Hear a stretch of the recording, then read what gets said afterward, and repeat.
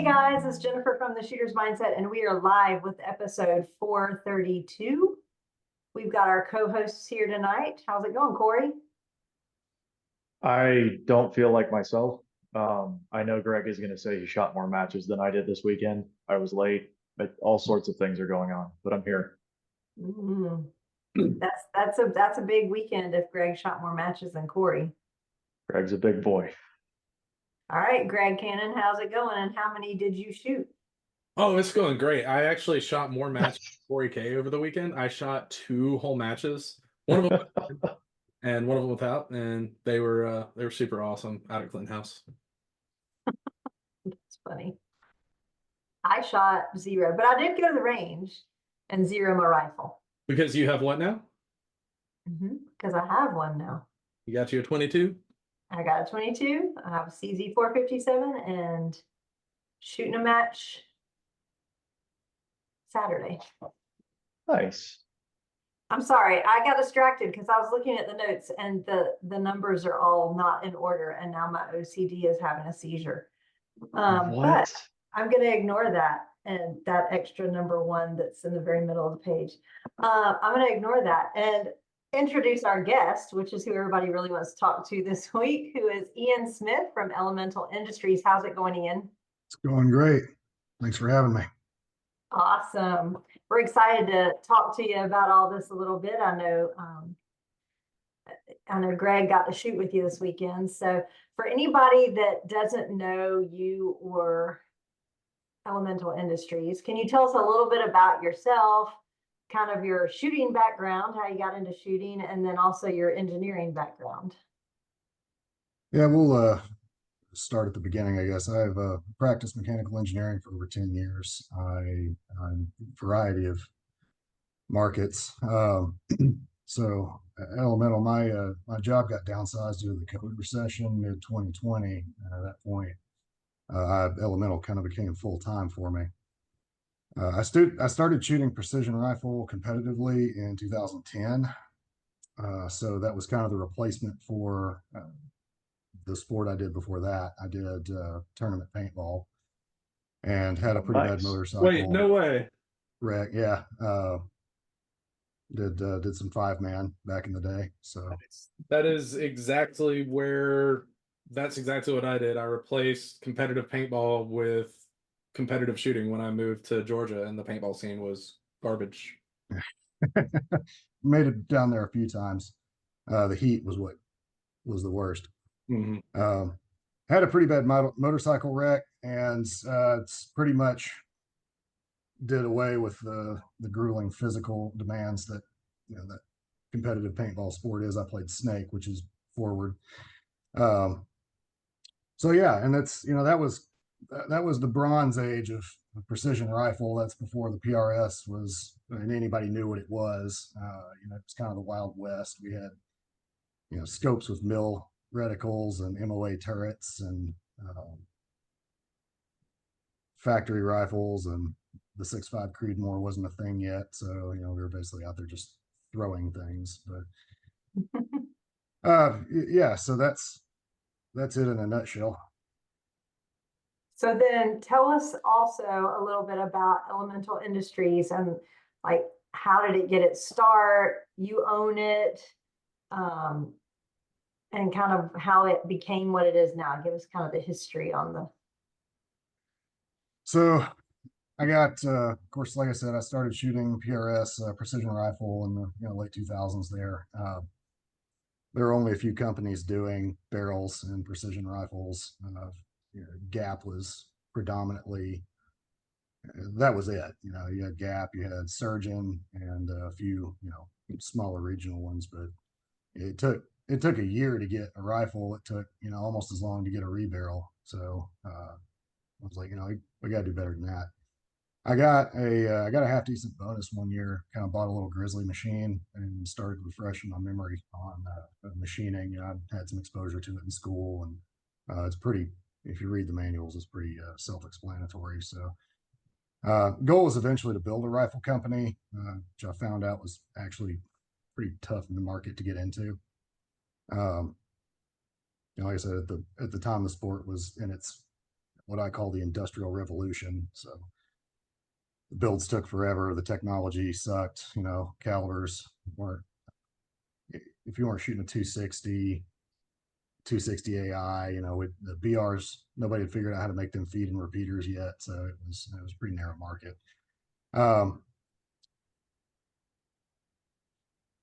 So let's see. I got lost up in my words here. So Well, like I we said, were I at bought the BR feeding machine. issues. Yeah, like I said, I bought the machine, which is where it all really started. I worked in a little gun shop my second half of college, which is where I really got my start into the gun industry. The owner and I became really good friends over those years, and I got pretty good with repairs and mods and was able to download a whole lot of experience with firearm technology. And so fast forward, the machinist who threaded the barrels, he had a stroke and couldn't really do that anymore. So after I bought the machine, I kind of struck a deal with my buddy to thread all the barrels and do the miscellaneous machine work. This kind of started there, steadily grew, kind of reinvested all the dollars I made from that into tooling, you know, eventually more machines. Did my first rifle for my best friend, and it worked out really well. So then I built mine like the next week and we started shooting that year. And so I was kind of grew it from there organically, just nights and weekends. I was able to go full time, kind of ahead of schedule when I got downsized. But I just kind of used that time to expand into like working with stores, retails. I didn't really have any interest in going into retail here just because there's a lot of overhead, takes up a lot of time. And I have days where I just don't want to deal with the public. So did that. I had a whole bunch of stores that we would either do a variance and build rifles with their name on it, or they would offer my rifles for hunting applications, competition applications. And then I'm doing a lot of OEM work now too for some of the giants, just doing barreled actions and doing prefits for them. So. Okay, nice. So you're doing full builds, prefits, barrel work, OEM, rimfire? Rimfire, centerfire, did the centerfire first, got into rimfire about 2 years ago. Started to play with different chamber designs, reamer designs, started to kind of prove out some of the myths that surround the industry. You know, rimfire, centerfires, the technology is all kind of public. The principles are all straightforward. Rimfire is almost an art. So you know, everybody's got their snake oil that they're selling that's worked for them a few times, and their claim to fame, so to speak. So it's shrouded in secrecy, and basically what I set out to do is kind of scientifically prove and quantify what makes a good rimfire rifle versus, you know, what doesn't work. So barrel lengths, harmonics, tuners, you know, ammo, God forbid, break-in procedures. You know, it's the sky's the limit on variables to chase. So Okay, so the easy one, what's your barrel length? we'll give you the quick dissertation. So the age-old kind of the age-old story was that you've exhausted all your propellant after 21.5 inches. And that figure is pretty much industry-wide. What you found was for a given barrel, pretty accurate. So the myth is that the longer the barrel is past that point, you're slowing the bullet down, which turned out to be true. But I think that fact is somewhat exaggerated because what I was able to do was just, I started with a 26-inch barrel and cut it down a half inch at a time and chronoed it. Then basically the difference we found was between that 21.5 inches and 26-inch length. We only lost, I think it was like 15 feet per second on average. So that's the kind of stuff I would love to see the data on. Because I've always wondered exactly how much do you lose by, you know, cutting back, because like for me, I do better with a little bit shorter barrel instead of it being so long because of me maneuvering it in and out of barricades and all of that. But then you're like, oh, Am I hurting myself by, making it shorter? That's Well, fascinating. No, you're Like- actually not hurting yourself. I know. Correct. So as far as the ballistics go, you're not losing a significant amount of speed. The other variable that people don't think about is when you cut that barrel back to make it more maneuverable, you're shaving off weight from the business end of that rifle because all the chassis are stock heavy.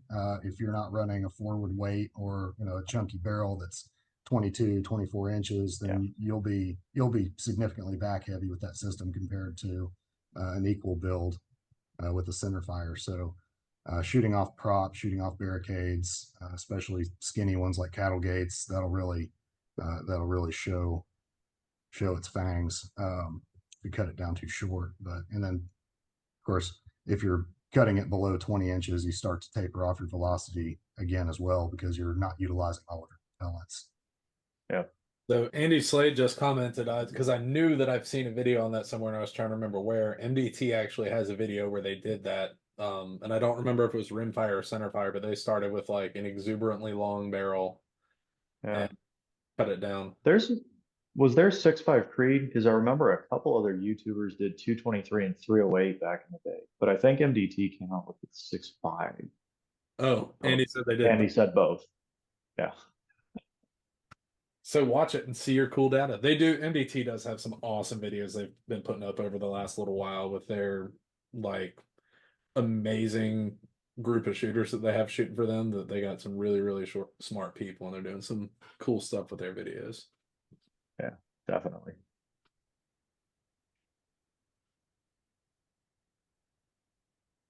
All right. So I guess along the lines of rimfire and centerfire, talking about kind of barrel lengths, where do you see kind of the ideal length for the sport now? Because we're starting to get like the 28-inch BRs, suppressors on the end of it.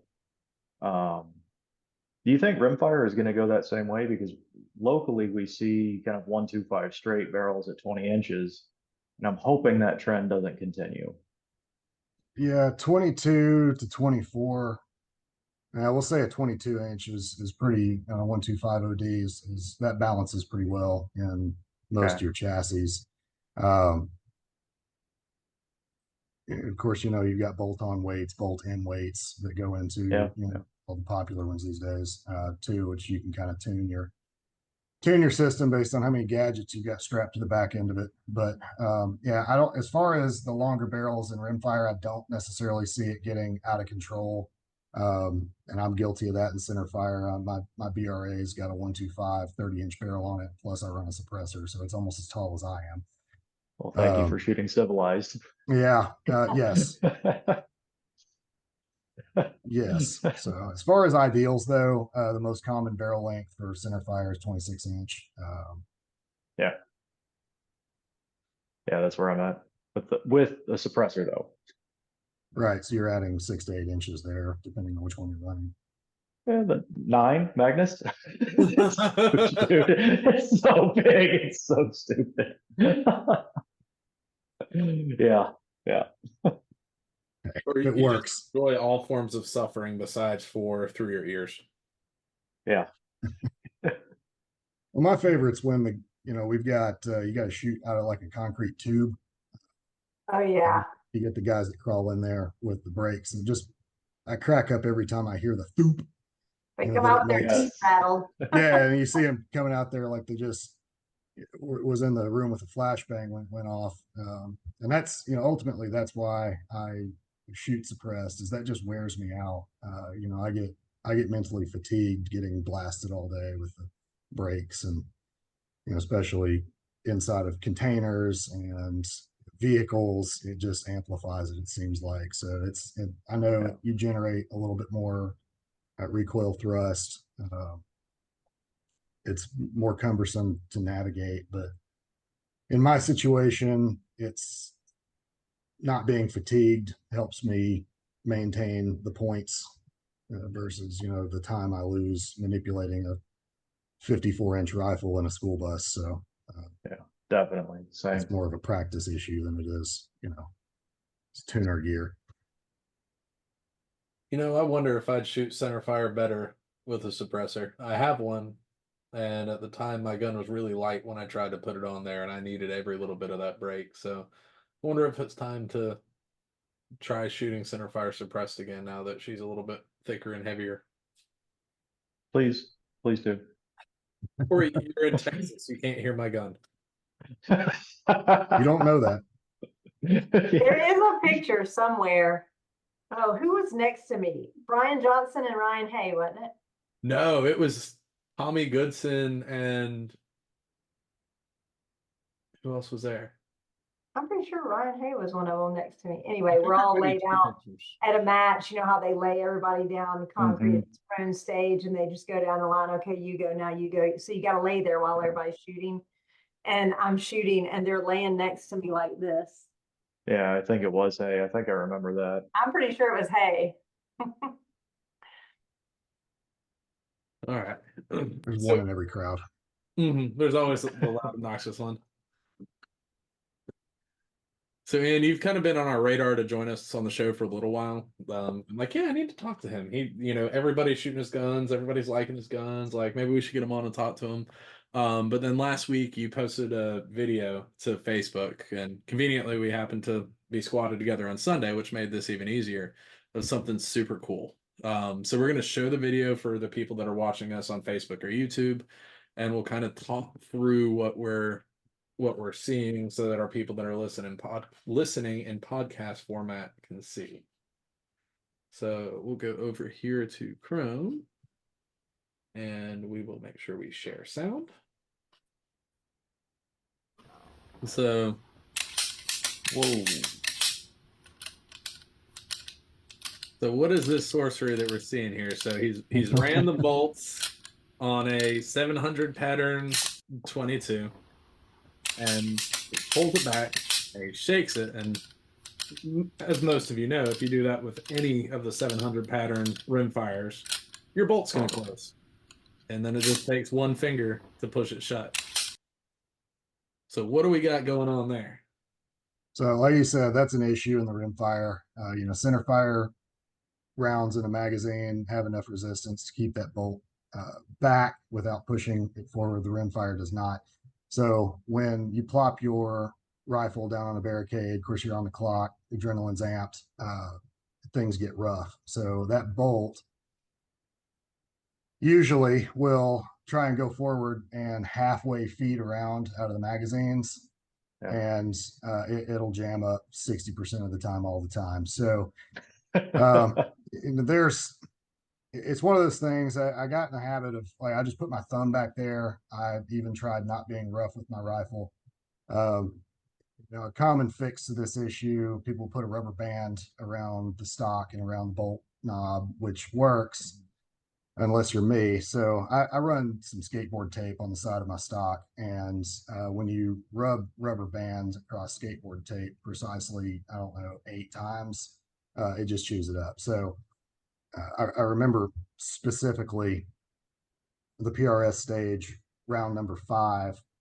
I was staging up. Everything was good. The bolt stayed where it was supposed to until I closed it and the rubber band broke and it removed 3 hairs from my right nostril. And I'm pretty sure I made up some words that day. So I was like, man, there's got to be a better way to do this. So this was a feature that I developed for another project that I think we're going to talk about here in a little bit. But I decided to retrofit it to other products that are out there, and that was what this video was about. So the action in the video is actually a RimX. It's the one I shot this past Sunday. That was part of the field testing regimen that I had planned for it, and it performed exceptionally well. So.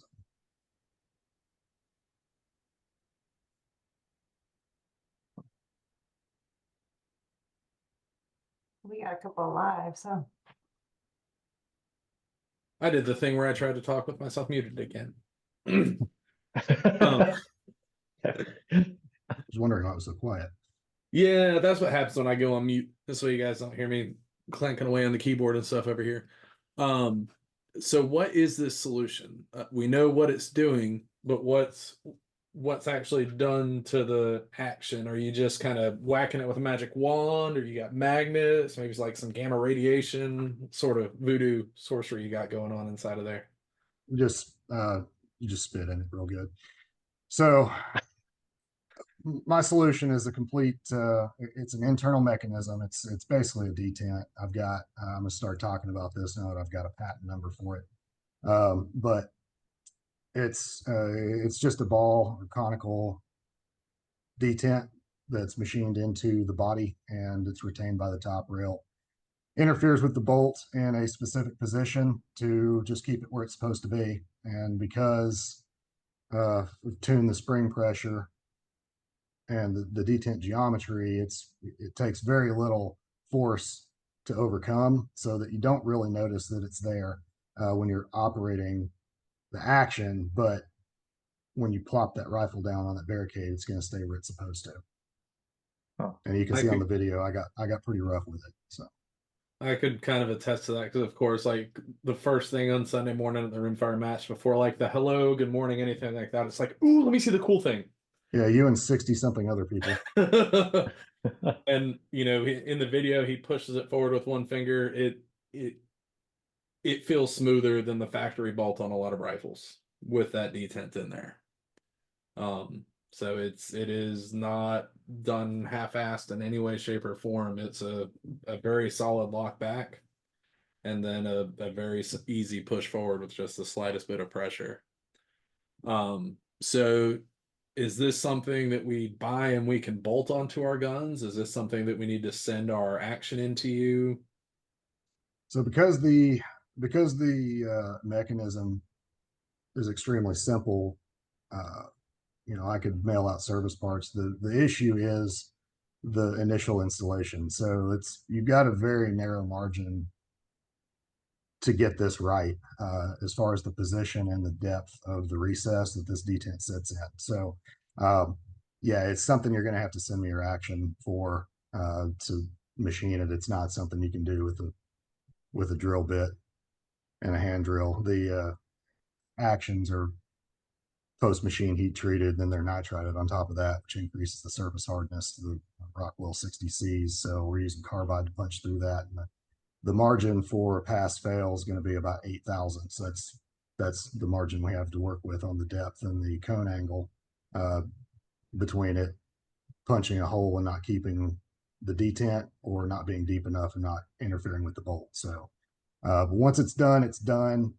It's self-sealing, so it doesn't build up any kind of gunk or crud that rimfire is known for. And I'm working through some failure tests right now just to see what the longevity is. And right now it seems to be infinite. So being a simple mechanism is beneficial sometimes, but sometimes yeah, well thought out and simple is better than quickly thrown together and overcomplicated. correct. But right now I've got the designs for Rimex and Voodoo, all the Voodoo lineup. I'm working on a Bergara right now. It's got a few more challenges to it just because of the shape of the action body. So stay tuned on that. I'm not giving up on it. It's just we're not there yet. Yep, I know I saw people asking about that on the video.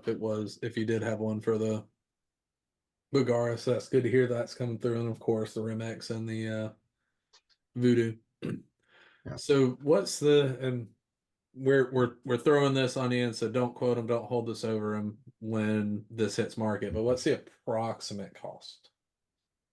So just due to the tedious machining that goes into it and the tooling challenges of this, we're looking at somewhere between $150 to $200 for the complete conversion. That'll be coming very soon. I said I've got a few more longevity tests I want to run just to make sure this is a robust product. But we're looking at starting to take orders as soon as into next week. Are you looking at licensing it as well? As far as trademark, No, licensing to either Voodoo or Rimex under the patent. I would be open to that. right now I'm just trying to get them in the field. So if that's, Okay. if that's something I know, I've dealt with, I've dealt with the Parrots. I've got, I'm direct with them. I do a lot of Cool. Remexes. I've talked with Ray quite a bit at Zermatt. So we're all, in this industry, we're all one big family. So I don't see why that would Yeah. be any issues whatsoever. And I'm sure they're going to love to continue developing their products with features people want. So Yeah, definitely. Yeah, that would be pretty cool. So we're about at the midpoint of the show. Remember, if you're watching us live on Facebook, ask any questions you may have in the comment section of this video. We'll ask it live on air. We're about to go look through comments here as soon as I'm done with this. Other ways to catch us, you can always check back on the Shooters Mindset Facebook page. The videos all stay up there forever. Then we usually upload to all the podcast apps the night after the show. Then finally, everything eventually ends up on the Shooters Mindset YouTube page. So that's a great place to go and look up past episodes. So we got a bunch of lives in here that kind of all flowed in at once. Eye contact. That was said a few times in there.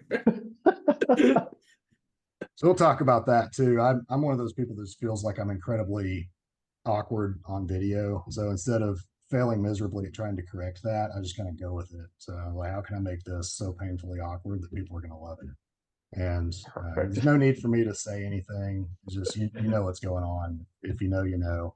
Anybody that shot rimfire in PRS knew exactly what was going on. So Yeah, if definitely. you can't handle the eye contact, just look away. Plus, you're not supposed to be looking up there anyway.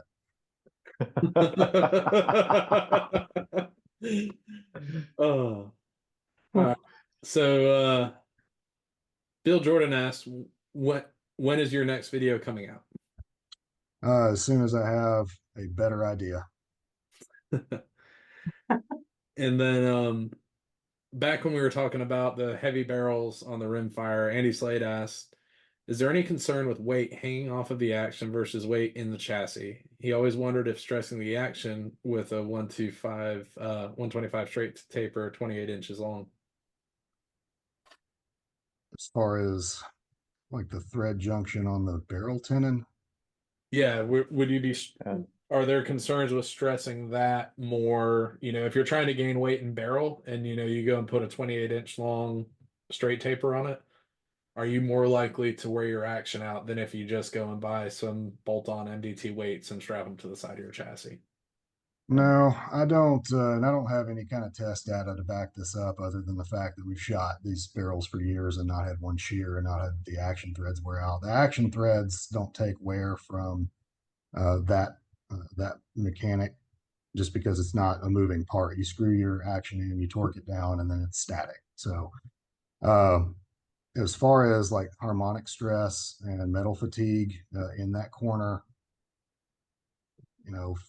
416, 410 stainless, typical alloys for those barrels have a pretty high shear and yield. So I don't remember off the top of my head what it is, but I'm pretty sure it's over 80 KSI. You're not exerting those forces by bouncing it off of a PRS barricade unless you're He-Man. So I don't see that being an issue. It does affect your harmonics. So the heavier your barrel is, the longer your harmonic nodes are, but also the longer it is, the larger the amplitude of those nodes are. So that's kind of what we found out when I started messing with tuners and plotting the effects of tuner adjustment to try and narrow down those harmonics to make them more predictable. So it's funny that you say tuners because Rolando just asked, what is your opinion on barrel tuners? So that's another one of the myths we talked about earlier. I initially wanted to prove that they weren't effective, that it was snake oil. And what I ended up doing was the opposite. So for rimfire, I use a Harrell's tuner. It's made for rimfire. It's big and bulky, but that's what makes it work. So what I've found is like the EC and the ATS tuners, they're smaller. They're made for centerfire systems, which have a much higher frequency. The the Harrell's the bigger one. It seems to have better resolution with the clicks where you're making coarse adjustments with the ATS, and the smaller centerfire tuners, you're making much finer adjustments to have an effect on the rimfires with the bigger Harrell's tuner. What I did was I sat down and I plotted vertical and horizontal dispersions with various adjustments with the tuner over the course of the adjustment range, and found the sine oscillations within those dispersions, or I'm sorry, the dispersions. So when I plotted those, what I found for, this is again for a given system, a given rifle, and a given ammo, compared to the velocities of that ammo, I was able to generate trend lines and calculate the equations of those trend lines, giving me node targets.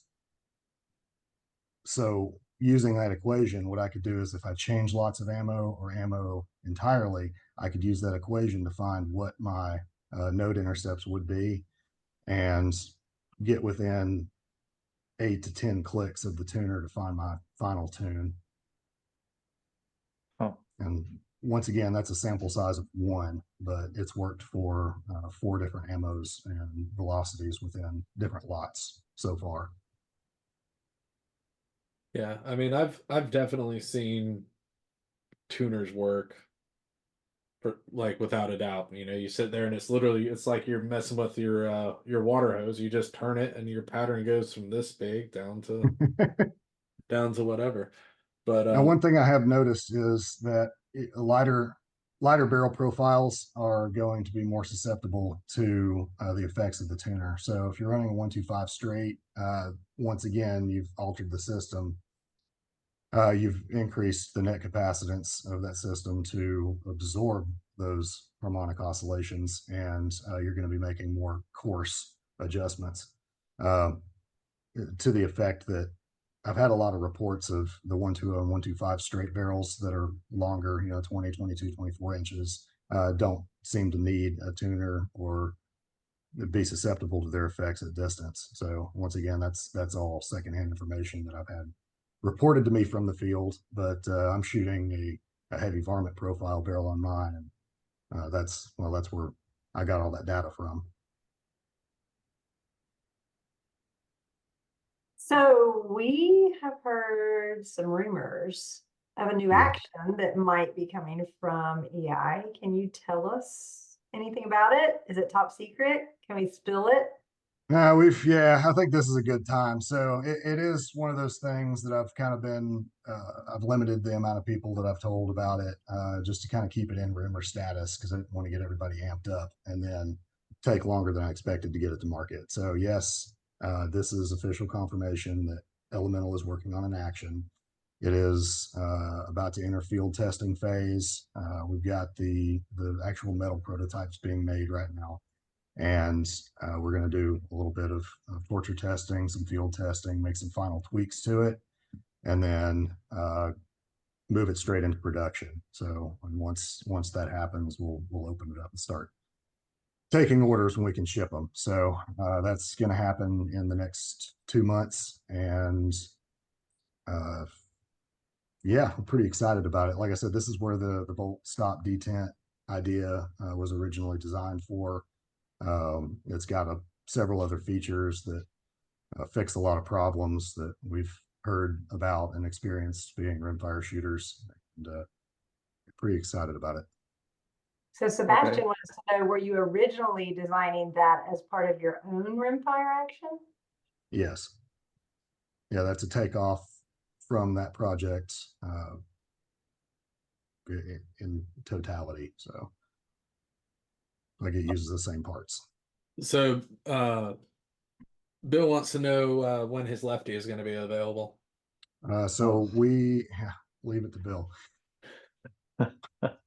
Right now, I'm trying to compartmentalize the demands and the R&D. So I'm trying to get one SKU out, right hand, right port. And once that's up and running, we'll focus on left hand, which has under 10% of the usage as right hand SKUs throughout rimfire and centerfire, as reported by the competition.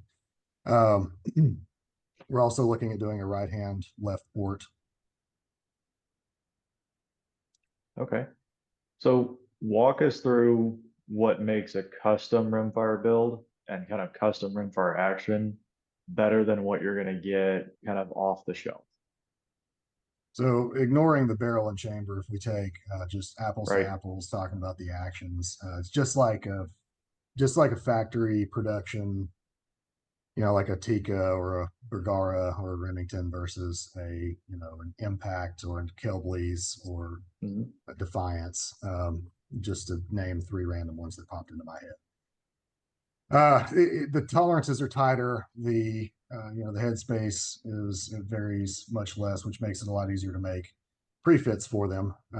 Even within custom aftermarket actions, there's some that are better than others as far as repeatability of that feature, which is one of the most critical ones we look at in actions. And then past that, it's just the features. So Okay. you've got controlled round feed in the Zermatt actions. That's kind of their claim to fame.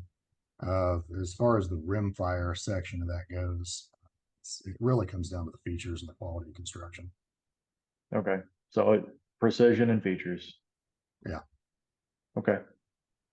What do you think are the important features in a rimfire action? And if you can't give any away, that's fine, but Now, it's really important for it to work. So that's a really yeah. that's a really general statement. So and by work, It It's a nice layup, like, yeah. yeah, feed from a magazine and extract reliably when it gets dirty. So it's just like anything else. It's really easy to make a product that works when it's clean. Rimfire is excessively dirty. It's gunky. Yeah. If you cake it up with CLP, it's just going to make matters worse. It's going to collect everything. That's where a lot of your failures come from. The two Achilles heels on rimfire is repeaters, anyways, feeding from a magazine and extraction. So the extractor is a very delicate feature. It's got a very small margin of material that for that extractor, and they're prone to wear really quickly and prone to damage very easily if you do something you're not supposed to do, which happens quite frequently when you're under the stress of a timer. So that's the two biggest things I can think of. Okay. So obviously rimfire gets filthy. If you shoot suppressed, it gets even worse. This is just, it popped into my head. You mentioned CLP being horrible for cleaning rimfire. What do you suggest if you're at the match and it's not extracting because you went like 5 matches too long? And I'm not saying don't clean your rifle with CLP. I'm just saying don't leave it gooped up in there. So Gotcha. Yep. dry Fair lube enough. and a preservative is going to do a lot better than the traditional Okay. wet products. What's your dry lube of choice? None. I'll wipe everything down with Ezox, which is it's more of a preservative than anything else. It evaporates and leaves a thin vapor barrier or film barrier that keeps things from rusting, which most of the actions are made out of stainless anyways. That's non-issue, but you just don't want something for all that stuff to stick in. I don't really know that I have one I would recommend. I'm not, a lot of people know I'm not big on cleaning anything, so it's kind of one of those fix it when it breaks kind of things, which can cost you points in a match. So we try to identify the signs before that happens in criticality, but just cleaning out all the binders and all the little fillers from the powder that build up in the action, wipe everything down real good, go in and clean underneath the extractor. And in the case of the Zermatt, the Remex, people think that little finger is the extractor. It's not. While that's the first part to break usually, it's just the keeper. The plate that's on the front of the bolt is actually the extractor. It's part of their controlled round feed system, which is also a very delicate feature. But that gets gunk built up underneath it, the wax from the bullets, the binders and the fillers that are in the powder. So just taking a Q-tip, taking a toothpick, cleaning that out, making sure it's where it's supposed to be, and there's no buildup in there. We'll go miles for keeping you from having a failure.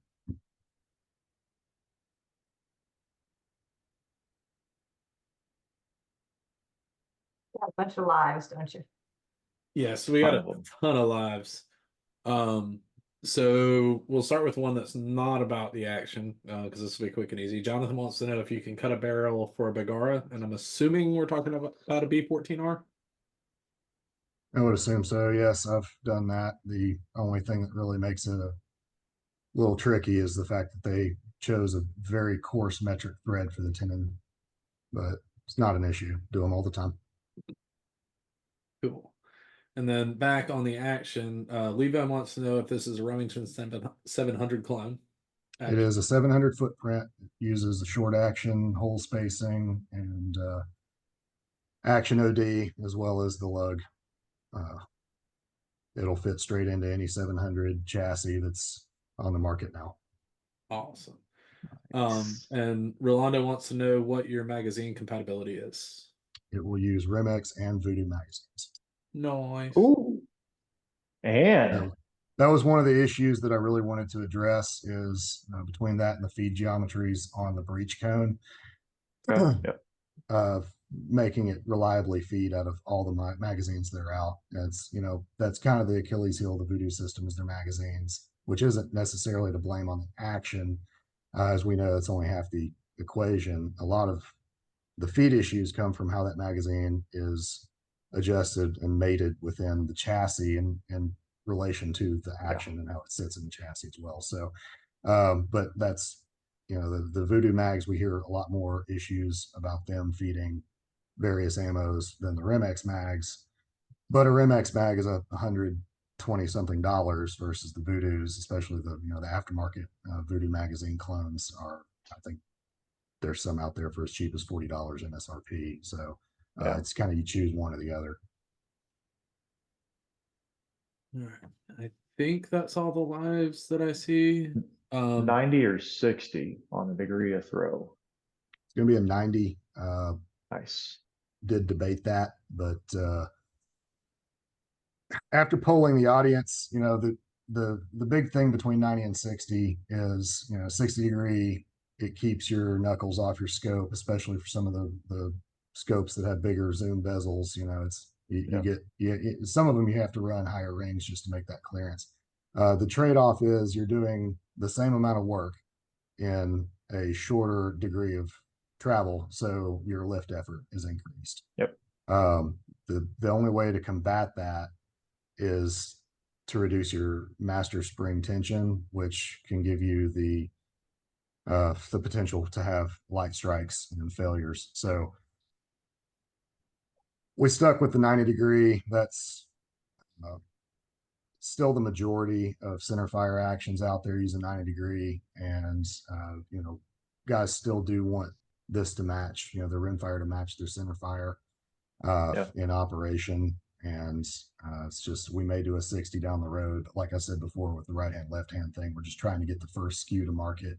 And then we can start playing with configurations down the road. It wouldn't be excessively difficult to adapt the design to a 60 degree, even utilizing the 2-lug system, because you don't need full lug interference with a rimfire force vector to be safe. So it may come in the future.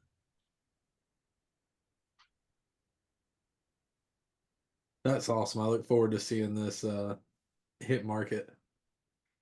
Can't wait to play with it. You're just so you know, when the action hits, you're gonna have even more people swarming you when you show up to the match. So you better show up extra early. I think we can make that happen. So if you could shoot only one for the rest of your life, would it be center fire or rim fire, and why? That's a hard question because I just like shooting. I do enjoy rimfire and touch more than the center fire just because it can be a little bit more aggravating, but just the environment. It's a goof off a lot more rimfire. It's not as tense. Yeah. We don't have all the brakes and all the noise overstimulating us over the course of the day.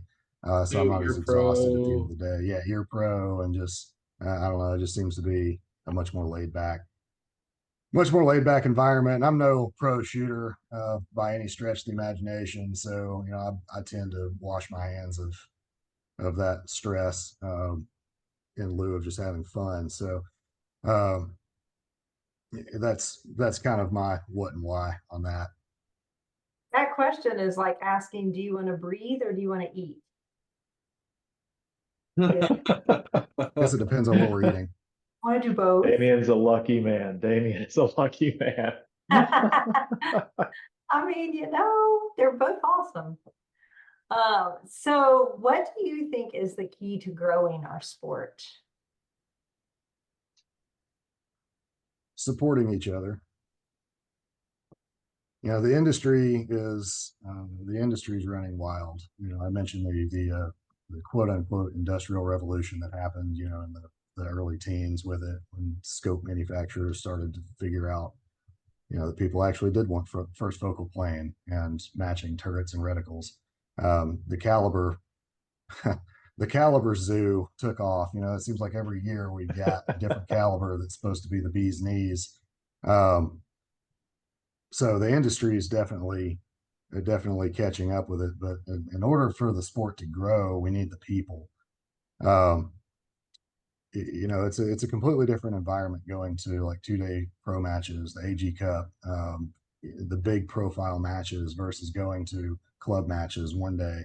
We've had NRL spring up here in the last little bit, and it's when I started the company, I really wanted to focus on going back to the newer tier shooters and supporting it from the ground up and helping these guys get into good gear, get into shooting regularly, and boosting our head count at these matches. And that's one of the things that we've been able to do in conjunction with the Clinton House matches. Tommy and Bill are putting on.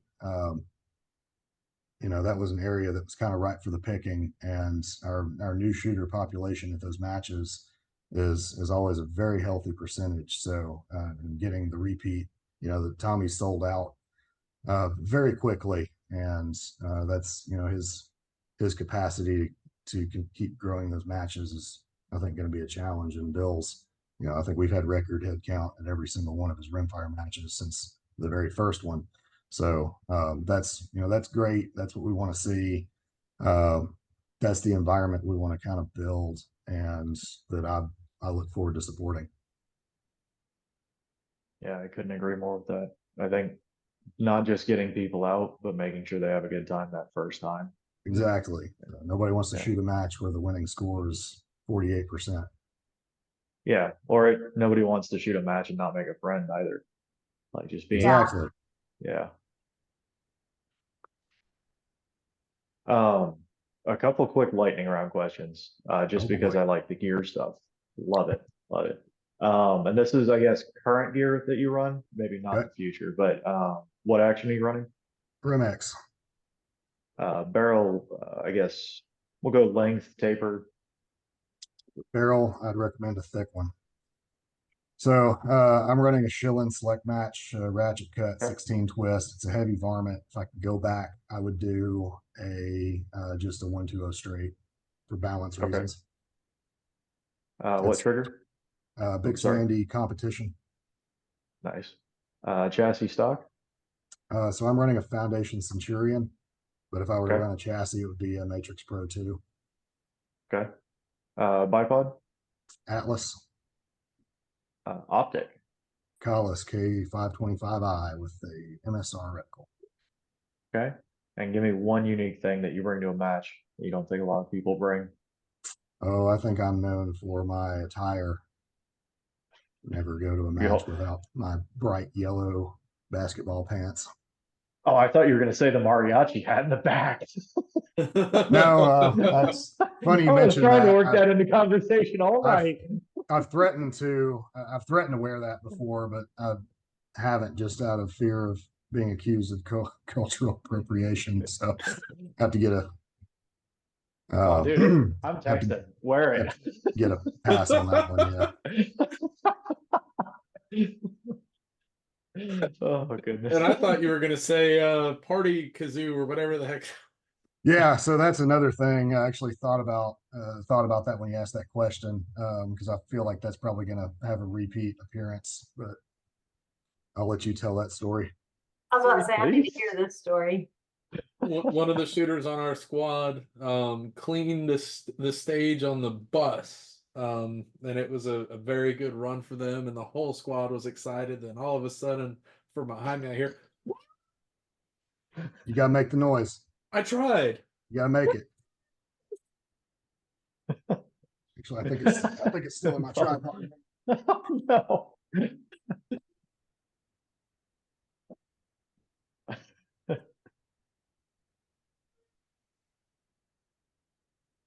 I didn't hear that at all. That was really Yeah. Try one more time.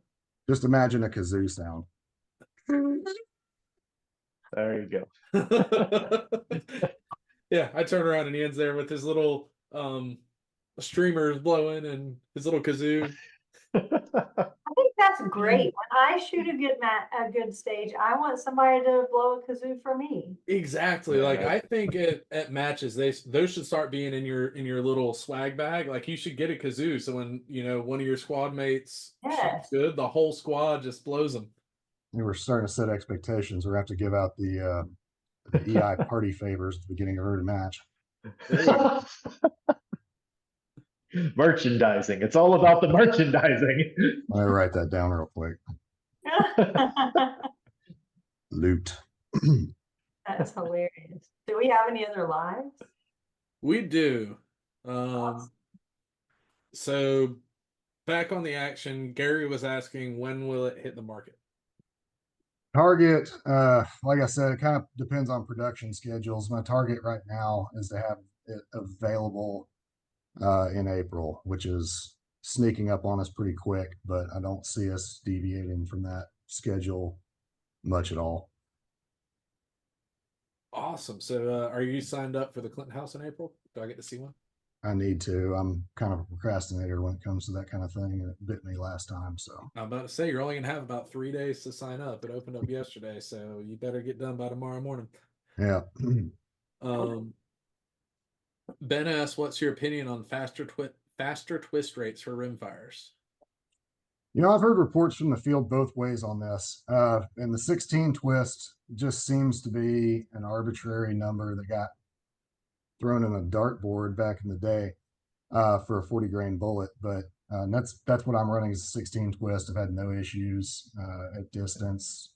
The faster twists mathematically should increase the stability factor, and actually what we found the ballistic coefficient of a 40 grain projectile in a subsonic environment. But the trade-off is you generate more spin drift. So I've had a couple of, one of my team shooters has reported that his 12 twists just becomes erratic at distance, and he's not one that I would blame his ability on. So yeah, it's as far as twist rate, it's still kind of a work in progress. We've done everything from a 16 down to a 10, including some gain twist options, and none of them seem to really solve or reliably create any additional problems. It just seems to be once you tune your Kestrel to it and kind of get it figured out, it works. That makes sense. Ben said he's running a 14 and it's been good for him. And I'd imagine that around 16 he can move around a little, but someone trying something super super quick, I'd imagine that thing would be spinning like crazy. What I found is 14 seems to be the middle ground, obviously between 12 and 16, but it does seem to have the optimal trade-off for stability versus ballistic coefficient. So without generating excessive spin drift. That makes sense. And I believe that that's all we have in the lives right now. I hope if I missed you, I'm sorry. And Rolando, I'm not asking you a question. Looks to be it. I wouldn't ask Rolando's He can just text me. we'll screenshot it and ridicule them after the fact. Now I'm gonna have to know what that was after we get off of live. All right, well, I think we can wind it down to shout outs. And we will start with Corey. Okay, I have an odd one this week. I want to shout out Aaron Smith at Planet Ford. He's one of our shooters. He's taking care of a lot of people at our matches, with cars and stuff. And I just got a truck from him. And I don't know why people complain about car buying because it was like 2 hours and I was out of there. So I want to say thank you for being a good dude. That's a sweet looking truck you got too. What kind did you Yeah. get? I can see. It's a 250 with the diesel and the trimmer. It's probably more truck than I need, but it's like a dream truck for me. No such thing as too much truck. Until you're parking it. Yeah, that's what I was about to bring up. Yeah, until it Park in doesn't the fit back your now, garage. like the I used to have a 250. back. I love it though. Yeah. Can imagine that. All right, Greg, how about you? Well, we're gonna shout out Hunter's HD Gold up there because we had Brian on last week and I already have my new Hunter's HD Gold aviators that are awesome. Nice. A lot today. Good call, Corey, on that. Also another man. cool thing, I now have in some demo glasses and I think Jennifer does as well now. Mhm. And Corey, I'm just assuming that you have like a whole suitcase full of them. I have some demo glasses and they're the best thing ever for people. So now all three of us, the Shooter's Mindset, if you see us at a match and you're interested in trying these glasses that we speak so highly of, we all have some that you're able to use for the match. If you're a USPSA shooter, you've probably ran into Brian at a match. But in the PRS, he's been out to a few of the matches, but he's primarily at USPSA matches. So now the three of us will have glasses so you can be as cool as us and try out our superhuman glasses. Very, very true. I still want to get me some active blues. So we'll work on that shortly. I need to send my new prescription in. All right. And how about you, Ian? Shout out. How does this work? Anybody you want to shout out? Your dog, your kazoo. I give a shout out to you guys. Thanks for having me on here. It was kind of a shock to me. I had to go and do some research to figure out what you even do on a podcast because that's not usually what I do. So, like I was saying in the pre-meeting, I had to go and download Zoom this morning just to get this to work. But I do appreciate you guys taking interest in what I'm doing and kind of helping me get out there a little bit. And aside from that, just our match directors, especially down here in the Atlantic and Southeast, everybody does such a great job putting these matches on. And I don't think people realize just exactly how much work it is to go through designing the stages and setting up the props and just staffing the thing. So, without them, that's our sport going down the tubes. I would love to name some names, but I'll leave somebody out. I don't want to hurt any feelings. So you guys know who you are. Very, very true. People do not realize what a labor of love it is in the background. Yeah. And a lot of these said guys, it's not, they got jobs too, during the week. So Bill it's said extra. that you're now officially a sponsor of the Clinton House matches also. Yes, I am. Nice. Awesome. All right. And then for my shout outs, I just want to shout you out for coming and spending 2 hours of your Tuesday night. I'm sure you're busy and time is valuable. The older I get, the more I feel like time is a commodity and it's sometimes more important than money because you cannot earn it back. So we appreciate you coming and spending the time and everything that you're doing for the sport and the industry. And we just really appreciate it. So shout out to you for that. Appreciate it. Anytime. All right. And with that, I think we will call it a wrap and we will see everybody next week.